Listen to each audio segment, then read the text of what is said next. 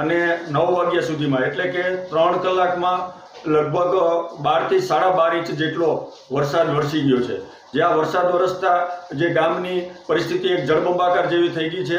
ગામની ફરતે પાણી છે, વાહન વ્યવહાર પણ અત્યારે હાલમાં અમારે બંધ થઈ ગયેલો છે અને લોકો એક ગામથી બીજા ગામ જઈ શકતા નથી અને જે અમારા વિદ્યાર્થીઓ જે ભણવા માટે ઉપલેટા ગયેલ છે તે ઉપલેટા રહી ગયા છે। જે માણાવદર સાઈડ ભણવા ગયેલ છે તે એ સાઈડ અમે સ્ટેન્ડ બાય કરવામાં આવ્યા છે। અમારે અત્યારે 3 કલાકની અંદર 12 ઇંચ વરસાદ પડી ગયો છે। તબાહી ખેડૂતનો મોલ નિષ્ફળ ગયો છે। તાત્કાલિક સર્વે અત્યારે કોઈ અમે ફોન કર્યો તો કોઈ અધિકારી જોવાય નથી આવ્યું, કોઈનો ફોન નથી આવ્યો। બરોબર, તમે જોઈ શકો છો અમારે દેશા જોઈ લો અત્યારે હાલની તકમાં અમારી દેશા જોવો કેટલું પાણી છે, તબાહી મચાવી છે। અને અમારી હાલની તકમાં અત્યારે ખેડૂતના ખેતરોમાં 4-4 ફૂટ પાણી ભર્યા છે। અમારું બધું નિષ્ફળ ગયું છે। આ સમગ્ર પરિસ્થિતિ પર વધુ વિગતે વાત કરવા માટે જોડાઈ રહ્યા છે ટીવી9 સંવાદદાતા મોહિત। લાઠ ગામમાં એક સાથે 12 ઇંચ જેટલો વરસાદ વરસ્યો છે। કઈ પ્રકારની પરિસ્થિતિ છે અને લોકોને જે હાલાકી પડી રહી છે તેમાં તંત્ર દ્વારા કોઈ મદદ મળી રહી છે ખરી? મોહિત, જે રીતે ગામ લોકો કહી રહ્યા છે તે પ્રમાણે લાઠ ગામમાં આબ ફાટી હોય તે પ્રકારની સ્થિતિ છે તે જોવા મળી રહી છે। 2 થી 3 કલાકમાં 12-12.5 ઇંચ વરસાદ વરસ્યો અને તેને કારણે આખું પંથક છે તે અત્યારે પાણી થઈ ગયો છે। ખેડૂતોને પણ ભારે નુકસાનીનો સામનો કરવો પડ્યો છે, કારણ કે ખેતરની અંદર 3 થી 4 ફૂટ જેટલા પાણી છે તે ભરાયા છે। હવે જો વરસાદ થાય તો લોકોના ઘરોમાં પણ પાણી છે તે ઘૂસી શકે છે। અત્યારે લાઠ ગામ જવાના તમામ રસ્તાઓ છે તેના પર પાણી ફરી વળ્યા છે અને રસ્તા પર એટલી જળબંબાકાર જેવી સ્થિતિ છે એટલે લોકો ત્યાં સંપર્ક પણ ન કરી શકે। એટલે એક પ્રકારે લાઠ ગામ છે તે સંપર્ક વિહોણું બન્યું હોય તે પ્રકારની સ્થિતિ છે તે જોવા મળી છે। અધિકારીઓની સ્પષ્ટપણે બેદરકારી છે તે સામે આવી છે, કારણ કે ગામ લોકો જે રીતે કહી રહ્યા છે કે મામલતદાર હોય કે ડેપ્યુટી કલેક્ટર કક્ષાના અધિકારીઓ કોઈ પણ અધિકારી છે તે ગામજનોનો સંપર્ક છે તે કરી શક્યા નથી અને તેમનો સંપર્ક પણ કર્યો નથી।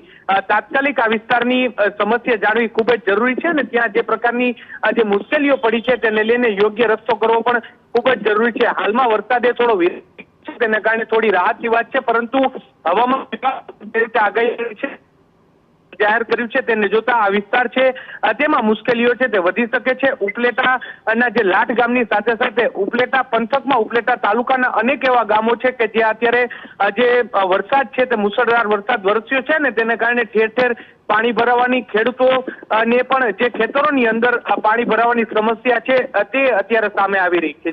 જી મોહિત, ખાસ કરીને લાઠ ગામમાં જે અનરાધાર વરસાદ વરસ્યો છે તેને કારણે સર્વત્ર જળમાં ડૂબી ચૂક્યું છે, પરંતુ પાણી ઓસરશે ત્યારબાદ અસ્થિ તારાજીના દ્રશ્યો પણ સામે આવશે। ગામ લોકો સાથે પણ આપની વાત થઈ હશે। કઈ પ્રકારની મુશ્કેલી છે કે જેનો સામનો હવે ગામ લોકોએ કરવો પડશે અને તેને લઈને હવે તંત્ર પાસે શું અપીલ ગામ લોકો કરી રહ્યા છે? જયેશ, અત્યારે હાલમાં જે મુશ્કેલી છે તે મુશ્કેલી છે કે લાઠ ગામ જવાના તમામ રસ્તાઓ પર 4 થી 5 ફૂટ જેટલા પાણી છે તે ભરાયા છે। ત્યારે એટલે જે લાઠ ગામ વચ્ચે છે ને આજુબાજુના તમામ જે વિસ્તારો છે ત્યાં અત્યારે જળબંબાકારની સ્થિતિ છે તે જોવા મળી છે। હવે જ્યારે આ પાણી ઓસરશે ત્યારે સ્થાનિક લોકો કહી રહ્યા છે કે ખેડૂતોનો પાક છે તે ખરાબ થઈ ગયો છે। એટલું જ નહીં, પરંતુ આટલો પાણીનો પ્રવાહ આવવાને કારણે ખેડૂતોના પારા છે તે પારા પણ તૂટી જવાની પૂરેપૂરી શક્યતા છે।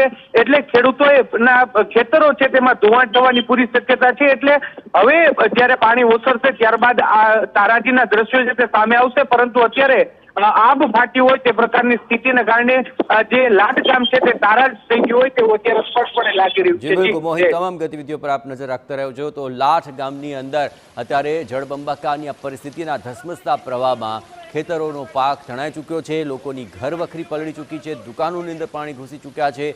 સર્વત્ર જળબંબાકારની પરિસ્થિતિ, કારણ કે 2.5 થી 3 કલાકની અંદર જ 12 થી 12.5 ઇંચ વરસાદ વરસતા અહીં લોકોને ભારે નુકસાનની